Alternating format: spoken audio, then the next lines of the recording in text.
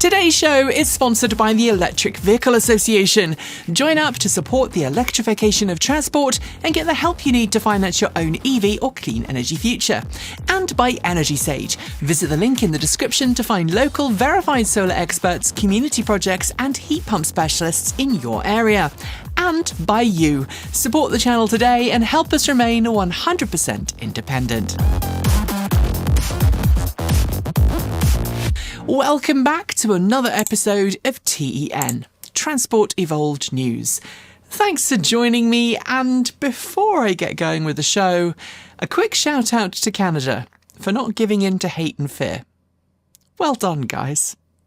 This week's news in the world of cleaner, greener, safer, smarter and more equitable transport and energy has a fair splattering of, thanks to what's going on in the US, which unfortunately is where we start today. Midweek, the White House announced a change to its flat 25% tariff on foreign-made cars and auto parts. While some outlets framed it as a removal of tariffs, it was actually a move to avoid tariff stacking, where multiple tariffs hit the same company through the same thing. Relief was short-lived though, because Ford, Nissan, BMW and others have announced delays or cancellations to major EV projects this week, and GM has warned shareholders it could take a $5 billion hit this year from the cost of those tariffs, costs it's trying not to pass on to its customers. While some of that money would have gone to shareholders, GM has been reinvesting some of its profits in recent years into EV tech, from batteries to factory conversions. So these tariffs will ultimately impact EVs. With US GDP shrinking last quarter and the new tariffs now officially in place as of May 1st, analysts are warning of looming supply chain problems that could frankly make COVID-era disruptions look mild. That's bad news for the auto industry and potentially devastating for EV progress just when we need it most.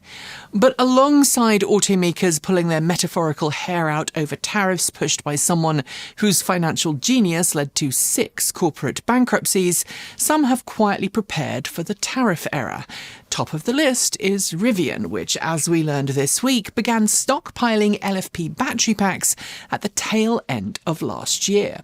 Rivian, in collaboration with its LFP battery supplier, Gotion High-Tech, has been importing and storing those packs in the US since the election, with Rivian covering upfront costs and Gotion setting up a new storage facility in the US.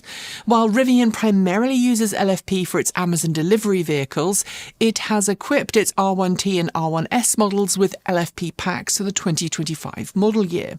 The higher spec variants still use NCM packs. By getting ahead of those tariffs, Rivian is minimizing short-term impacts, which is crucial as it invests heavily in prepping its R2 for production. As part of its strategy to reduce the impact of tariffs in both the US and Europe, Volvo Cars officially began European production of the EX30 compact crossover this week. While production of the model started in late 2023, it was only initially made in China and then shipped to launch markets worldwide. However, with the EU imposing tariffs on Chinese-made cars following an investigation into unfair business practices and bonuses from the PRC and the US imposing heavy tariffs on imports from China, Volvo decided to move EX30 production to its Ghent, Belgium facility to mitigate these impacts. I spoke to Volvo Cars this week, and a representative told me that in the US it will continue selling existing inventory EX30s this year, with plans to eventually import dual-motor EX30s made at the Ghent facility as production there ramps up. While the company is exploring the possibility of bringing the lower-cost rear-wheel drive variant to the US, there's no timeline yet. For several years now, Ford has operated a dedicated EV lab known as the Iron Park development in Michigan, and this week we heard of a new battery breakthrough from the facility. Revealed in a LinkedIn post by Charles Poon, head of electrified propulsion engineering at the firm, the company has developed a new type of battery cell that it says offers the stability of LFP cells, but with the energy density higher than current MCM cells used in its vehicles.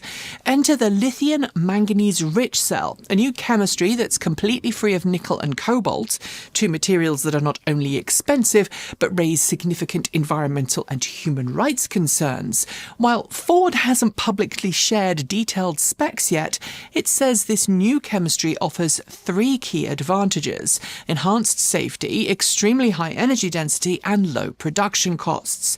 Poon noted that it isn't just a lab experiment either. Ford is already exploring scaled production with a goal of using these LMR cells in vehicles within the decade.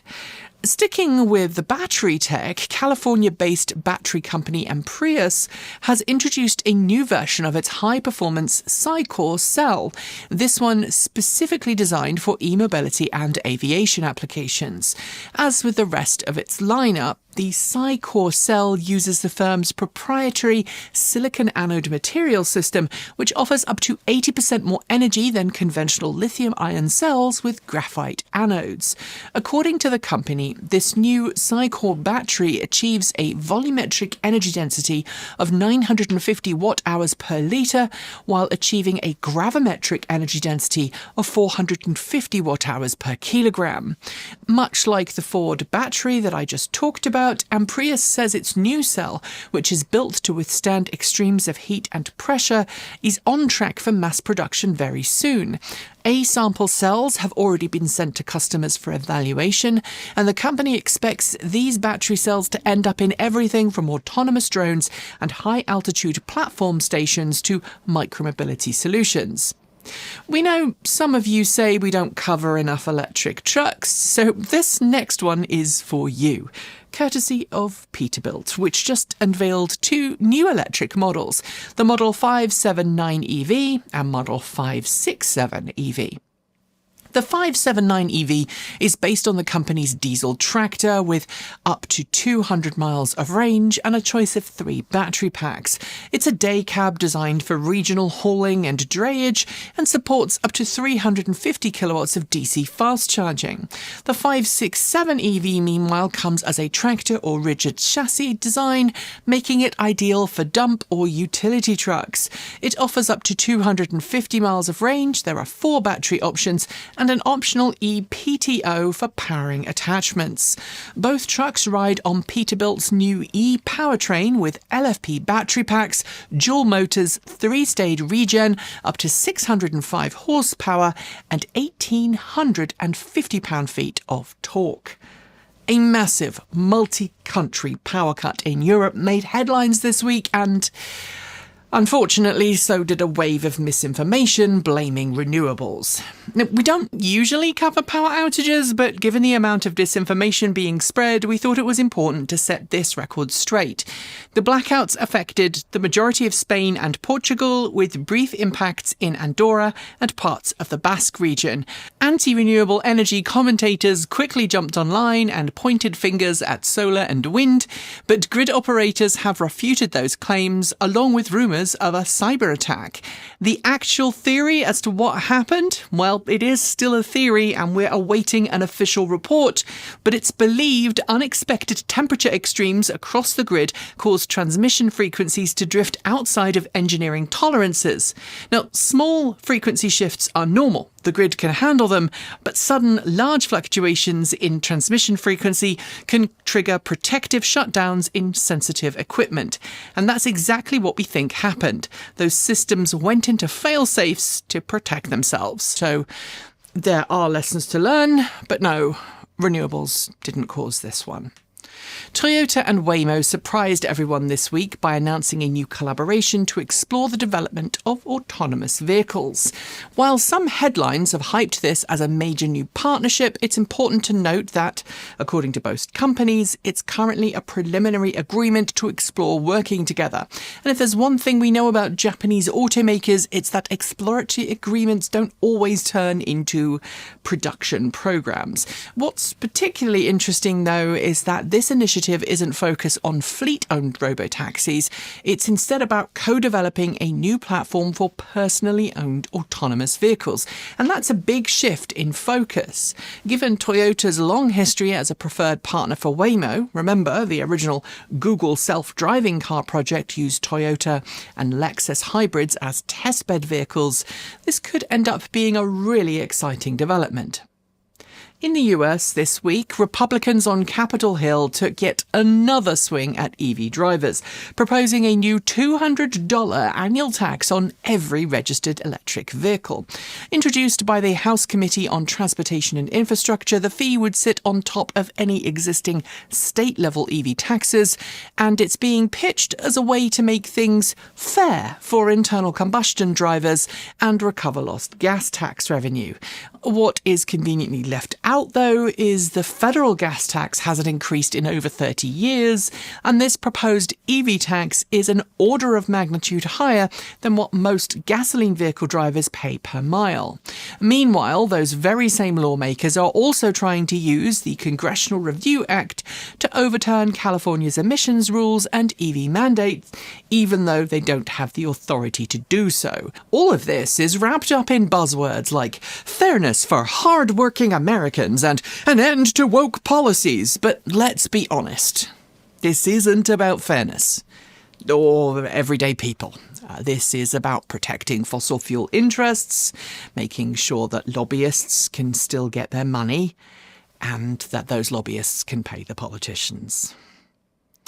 After that depressing news, let's pivot to something far more positive: the price of solar and grid-tied storage, which dropped to record lows in the US last year. According to new data from Energy Sage, disclaimer, yes, they are a channel sponsor, the average price paid by US customers for residential solar and grid-connected battery storage hit new lows in the second half of last year. By year's end, the average cost per installed watt of peak solar capacity was just $2.40. And while 81% of installations in early 2024 featured panels rated under 400 watts, by the second half of the same year, only 14% of installs used sub-400 watt panels. This means panels are not only getting cheaper, but they're also getting more powerful, which boosts your potential energy generation. Now, there's no data yet for this year, and tariffs are currently throwing some wrenches into the works, so we should expect things to be a little bumpy ahead. Still, if you are in the US and thinking about adding solar or battery storage to your home, you really should check out Energy Sage. Energy Sage helps homeowners connect with local verified solar installers across the US and now heat pump specialists in select markets who really know their stuff and can help you navigate the process of installing solar panels, help you join a community solar program, or get a heat pump installed. We used Energy Sage when we were looking for installers willing to help us put panels on the roof of our home, and our Energy Sage verified installers were professional, knowledgeable, and even put us in touch with an amazing credit union that allowed us to finance our solar panels for as low a monthly payment as possible. Follow the links below to sign up for either of Energy Sage's free, no-obligation services and get the ball rolling today. If you choose to use an Energy Sage installer for your project, we will also get a small referral fee, so you'll be helping us out too. Help the grid get greener, save money, and support this channel. It's a win-win-win. And now it's time for our news shorts. Mercedes-Benz is recalling around 400 vehicles in the US, including some EQ models, after discovering that an incorrect fuse box was installed in select cars. The mix-up could lead to electrical issues, and dealers will inspect and replace the faulty components free of charge. CustomCell, a German battery cell manufacturer, has filed for insolvency due to financial difficulties caused by its largest customer, eVTOL company Lilium. Lilium, which faced its own financial struggles, has not been able to pay off all of its bills, which has left, in turn, CustomCell in a precarious position. Vinfast published its fourth quarter and year-end financials for 2024 this week, showing a 140% quarter-to-quarter growth and a 20-fold year-over-year increase in revenue. While Vinfast does sell in the US, the majority of its sales came from its home market of Vietnam. UK commercial vehicle company Farizon showcased a new range of upfit options for its SV electric van at the Commercial Vehicle Show 2025 this week. The company also announced a new agreement with the AA in the UK, which will now provide aftermarket sales and service for the van. Hyundai has confirmed its IONIQ 5N will compete in the 2025 Tire Rack One Lap of America through a partnership with Grassroots Motorsport. Hyundai Motor America will also provide support vehicles for the week-long event as it visits tracks across the US. Xiaomi, which has focused on building electric cars for the Chinese market, is reportedly establishing a new research and development centre in Munich, Germany. This move is part of its plans to begin EV sales outside of China by 2027. It's yet to be confirmed, but we'll let you know if and when it is. South Korean charging network Water, a division of Bright Energy Partners, has opened its latest fast charging site at the Korea International Exhibition Centre. This massive site can fast charge up to 46 EVs simultaneously and is split up into multiple different areas. US electric truck company Harbinger has announced that it has chosen Panasonic as its preferred battery partner for its range of medium-duty electric trucks. The agreement will see Panasonic supply Harbinger with 2170 form-factor battery cells for use in its stripped chassis platform. Citroën has updated its C5 Aircross and now offers an electric version alongside hybrid and plug-in hybrid models. The electric version will come with a choice of 73 or 97 kilowatt-hour battery pack, offering up to 422 miles on the European test cycle. BC Hydro, the largest utility company in British Columbia, Canada, has announced it has tripled its fast EV charging network in just 1 year. It now operates nearly 600 fast charging sites across the province. BC Hydro says it plans to have 800 fast chargers by the start of spring next year. Chinese car company Chery is reportedly in talks with the Volkswagen Group to form a manufacturing partnership that will be similar to the one between Leapmotor and Stellantis. If successful, the Volkswagen Group could start producing Chery's Lepus-branded electric cars for the European market. It's official. Nissan has cancelled all plans for its next-generation electric sedan in the US. While the company hasn't directly blamed the newly enacted tariffs or anti-EV political moves from the White House, it's hard not to see the decision as a reaction to the increasingly hostile US policy towards electric vehicles. Porsche has officially cooled on EVs, issuing a profit warning and announcing a reassessment of its EV strategy due to lower than expected sales. The warning covers both the Porsche brand and its subsidiary Cellforce Group, which was developing high-performance batteries for future models. Fastned has lost its legal battle against Autobahn GmbH in the European Court, which ruled that existing fuel station concessions along Germany's Autobahn can be expanded to include EV charging without requiring a new tender. Fastned had argued the practice was anti-competitive, but the court disagreed. A new European research initiative called Full Map has launched to create a fully integrated AI-supported platform aimed at speeding up battery development. It's going to be led by the Free University of Brussels, and the project will include partners from across Europe working together to streamline and innovate battery research.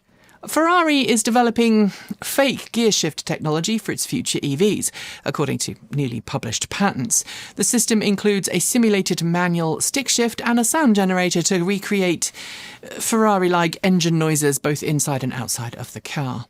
Volkswagen subsidiary Škoda is planning a new domestic production of an electric vehicle for the Indian market. While details are scarce, the company's Indian brand director says it will be a compact EV, similar in size to the European market Elroq. When we know more, we will of course share. Cyclic Materials will invest over $20 million to build its first commercial rare earth recycling facility in Mesa, Arizona. The Canadian firm will focus on recovering magnets from e-scrap metals, including those from the automotive industry. ABB has unveiled new US charging solutions, including a field-upgradable all-in-one charger, a charge dock dispenser, and a 1.2 megawatt charger for heavy-duty trucks. The launch follows strong demand for its A400 and C50 products that were released last year. Land Rover Jaguar has released footage of the first all-electric Range Rover completing winter testing in Northern Europe. The Range Rover Electric, set to launch next year, covered over 45,000 miles, which is more than 72,000 kilometres, during its winter testing. Chinese automaker Dongfeng has unveiled the Nami 06, a new electric SUV based on its quantum architecture platform 3. While initially limited to the Chinese market, the compact SUV bears a strong resemblance to Kia's recently launched EV3. Octopus Energy in the UK has launched a new product called the Intelligent Drive Pack. It offers unlimited smart charging for £30 sterling a month. To take advantage of it, customers need to have an Octopus Energy smart-enabled charging station and a smart meter at their home. QuantumScape and Maruta announced a new framework for collaboration on ceramics this week. QuantumScape's solid-state battery tech use a proprietary all-ceramic separator, and the partnership will help scale production. Volkswagen, I should note, is a long-time investor in QuantumScape. Factorial Energy, a rival to QuantumScape, has completed a major validation of its solid-state battery tech at Stellantis. The automaker hopes to launch a demo fleet using the new packs in select high-end EVs next year.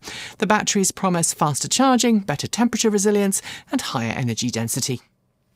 As of May 1st, new EVs registered in France are no longer exempt for standard vehicle registration fees. The French government had previously waived the fee to encourage EV adoption, but now buyers could face charges of up to €750 per EV. Renault has officially pulled the wraps off its next-generation commercial electric vans. Developed under the Flexis program and built on the new software-defined vehicle architecture, the new Traffic, Goélette and Estafette models are designed to cover everything from urban last-mile deliveries to more demanding commercial transportation needs. While much of the industry is pulling back from hydrogen fuel cell tech, Hyundai Motor is doubling down with the unveiling of its latest generation Exient heavy-duty fuel cell truck. Designed for Class 8 long-haul applications, the new model aims to deliver extended range hauling for truck operators. BMW has completed the central building of its battery factory in Bavaria just a year after construction began. The automaker plans to install clean room machines in June and notes that 2/3 of the construction firms were actually based in the same region. Just a week after its official debut at Auto Shanghai 2025, NIO's budget brand Firefly has begun deliveries of its first EV, the Firefly EV. With a low starting price of around $16,000 equivalent, it's also compatible with battery swap stations and offers the option to lease the battery instead of purchasing it. BYD has just set a new record in India for luxury EV sales, delivering 51 Sea Lion 7s on the first day of sales. Despite its starting price of 54.9 lakh rupee, the car has already received over 1,000 deposits from eager customers. And in China, Toyota has proven it can generate strong sales interest despite a market favouring domestic EVs. The company began selling its BZ3X SUV just last month and has already sold 10,000 examples. It cross-shops against the highly popular BYD Yuan Plus, the current segment leader. San Francisco has officially installed its first curbside EV charging station. While these stations are common in Europe and New York City, this marks the first time the city by the bay has embraced this essential street infrastructure. Isuzu has unveiled its first all-electric pickup truck for the UK, the D-Max EV. Featuring full-time all-wheel drive and extended double cab, a 66.9 kilowatt-hour battery pack, and a power output of 140 kilowatts, it's set to be a hit for those seeking a durable workhorse without opting for a van. Concerns over tariffs and White House policies have led BMW to pause all EV production in the US. It had planned on ramping up EV production, but tariffs on automotive goods, including parts, have hindered these plans. BMW is just one of many companies predicting reduced sales due to these new policies. Kia has officially opened the order books for its first ever electric van, the Kia PV5, in the UK. Starting at just under £33,000 sterling, it will be available with a choice of 51 or 71.2 kilowatt-hour battery pack. After Ram cancelled plans for its HD electric pickup, which I should note is distinct from the Ram 1500 EV, two of its planned suppliers for the now cancelled vehicle are suing each other in court. Both companies claim the other is responsible for the investments made to supply those new parts to Stellantis for the vehicle that will no longer exist. New reports suggest that GM's Orin facility, once dedicated to Chevy Bolt production, may not become the EV-only production site GM had planned. Instead, GM is now considering building hybrid and plug-in hybrid vehicles at the Orin facility rather than focusing exclusively on EVs. Mercedes-Benz AMG has teased its first custom-built EV set to be revealed in June. Positioned as a high-performance competitor to the Porsche Taycan, the German automaker's performance division unveiled a silhouette of the model this week, and frankly, I can't wait to see it. California's e-bike voucher program extension has been delayed indefinitely due to technical issues. The entire allocation was claimed in seconds, leaving many applicants stuck on a non-functional website. Administrators of the program have paused further applications while an investigation takes place. Ford has cancelled its plans for a next-generation electric vehicle architecture featuring a Tesla-like central car brain. While the brand saw strong sales of ICE vehicles in April, EV sales struggled as consumers expressed concerns over incentives. Ford now plans to double down on making compact, affordable EVs instead. And those are your news shorts. There will be more next week. Our final two stories are next, but first, I have a quick word from one of our most important sponsors. You. Transport Evolved is celebrating its 15th year this year, and we've worked hard to stay independent, all thanks to the generous support of people like you. We've always kept our content free and hope to continue doing so, but that model relies on your kind support. Right now, we need that more than ever. YouTube's changing policies and its ongoing disregard for creators outside of the million subscriber club have made things far harder, and harassment from people who troll us has extended to trolling one of our clients, which ultimately caused us to part company. This has left us with significant income shortfall, and we are doing everything we can to keep going, but without an increase of about $2,000 a month in support, our future could be limited. So if you are able, please consider supporting us on Patreon. We're also offering third-party video production and EV consulting work through a new company we're building, so if you know someone who could benefit from us, please reach out. As always, if you financially support us or you just watch our videos and share what we do, thank you. Honestly, even watching all the way through makes a big difference. And now, our final two stories. If you've been following this channel for a while, you probably know that I am a farm girl at heart, having grown up on a dairy farm in rural East Anglia, which gives me a soft spot for the iconic Land Rover. If I had unlimited funds, I'd love to have my own all-electric converted classic Land Rover, and whenever one crosses our desk, you know that I'm going to feature it, which is why I'm very excited to talk about the latest all-electric conversion to hit the market, courtesy of Inverted EVs. This luxury British EV firm, known for converting off-road vehicles, is now offering fully converted Land Rover Series 1, 2 and 3. These come equipped with a 62 kilowatt-hour waterproof battery pack, a powerful all-electric drivetrain and 60 kilowatt CCS fast charging. And for those who want even more, Inverted EVs also now offers a Land Rover Defender kit, which is based on its existing Range Rover Classic conversion. That kit includes an 82 kilowatt-hour battery pack and a choice of 300 or 450 horses at the wheels. I'm sorry for the limited video footage, but hey, it's an electric Landy. I mean, how cool is that? And finally, We humans, for some reason, have a knack for setting weird and quirky records. While I don't always get the draw of that, I'm always intrigued by the strange and creative challenges that people come up with. And this week we heard about a very unique challenge currently being prepared in Germany by German Armed Forces officer Marco Helgru, the longest distance driven in reverse with an articulated truck. Having set the record in 2008, he lost it in 2020 to a driver in the US who managed to drive around 89 kilometres at the wheel of a diesel truck. But on June 4th, Marco hopes to bring that record back to Germany. This time, he's going to attempt the challenge on a closed-off track before driving an additional 30 kilometres on public roads, all under police escort, backwards of course, and this time he will be at the wheel of the Mercedes-Benz e-Actros 600 electric truck. It's certainly a quirky challenge, and no, I won't be breaking out my Spike Billigan to whistle the ditty about walking backwards to Christmas. But it's fun. And on that note, we are done for the day, and oh no, too late. I have Blue Bottle stuck in my head now. He's fallen in the water. Anyway, as always, a huge thank you to the Electric Vehicle Association for sponsoring today's show. The EVA has been advocating for EVs since 1967, and they believe, just like we do, that our future depends on us making the switch to clean, green electric transportation today. They can connect you with EV educators, local meetups, and even help you make the transition to electric yourself. Plus, if you become a member, you'll gain access to a clean energy and EV loan program set up in partnership with the Colorado Clean Energy Credit Union. You can find out more at myeva.org. And also thanks to Energy Sage. Follow the link below to connect with trusted, verified solar experts who can help you put panels on your roof, join a community solar program, or get you a heat pump installed. Taking control of your energy future has never been easier. And if you've made your own transport or energy cleaner this week, whether that's switching to an EV, installing solar, or just choosing to walk instead of taking the car, good job. That's how real change starts.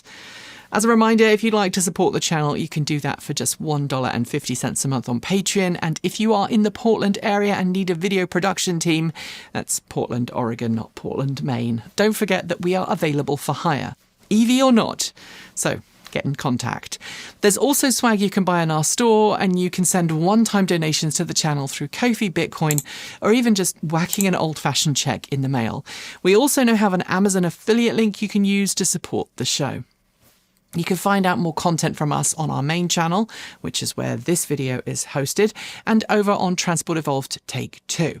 We'll link to that below. We publish every Tuesday, Thursday and Saturday on this channel, and every Sunday you'll find us on Take 2 with a little bit more laid back of a presentation.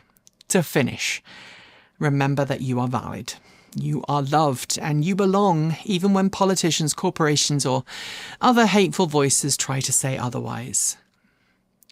I know I say this a lot, but this week, this month, this year has been rough, and I frankly have felt nothing short of betrayed by my birth country, my adopted country, but as I just noted, Canada still rocks, so I've got Canada going for me. And I know that I'm not alone in feeling betrayed, so for many of us it just feels like this all just keeps getting worse. But we all have to keep going, and please know that it is okay not to be okay. It is okay to feel scared and overwhelmed and angry, and it's okay to cry. I regularly do plenty of that too. But the most important thing is that your existence is resistance.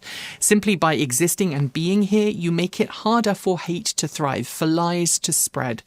So be yourself, be kind, be bold, speak up.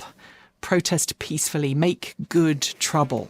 Get involved, attend your local town halls, because whatever we are stuck in right now is a marathon, not a sprint. So until next time, stay safe.